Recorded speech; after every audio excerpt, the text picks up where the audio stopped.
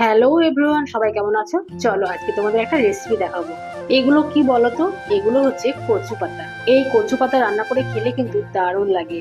তবে আমাদের শহরের মানুষ এই কচু পাতা খেতে কিন্তু একদমই জানে না। এই কচুর পাতায় রয়েছে প্রচুর পরিমাণে ভিটামিন। করতে ইচ্ছা করে বলো। এই যে এত বেলায় এখন আমার বাজার এসছে।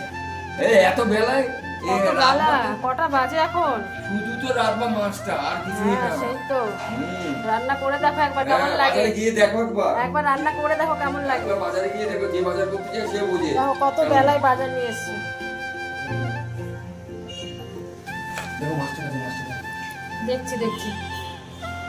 প্রত্যেকদিন বাজার থেকে মাছ আনে খুব সুন্দর করে কেটে দেয়। আজকে দেখো কত বড় বড় পিস করে দিয়েছে, আমাকে আবার এগুলোকে সাইজ করতে হবে। আজকে আমাদের মেনু বলতে কচুর শাক আর এই মাছের ঝোল।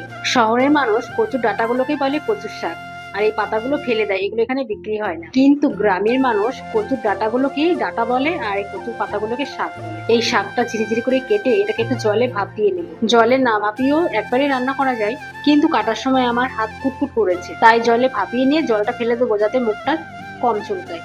কচু শাক কিন্তু রান্না করা খুব সহজ আর খুব তাড়াতাড়ি রান্না হয়ে যায়। যারা কোনোদিনও খাওনি, এইভাবে রান্না করে খেয়ে দেখবে, সত্যি খুব ভালো লাগে। থেতো করা রসুন, পেঁয়াজ কুচোনো, কাঁচা লঙ্কা কুচোনো, একটু নুন, একটু হলুদ, ব্যাস এটা দিলেই কিন্তু তোমার কচু শাক রান্না করা কমপ্লিট।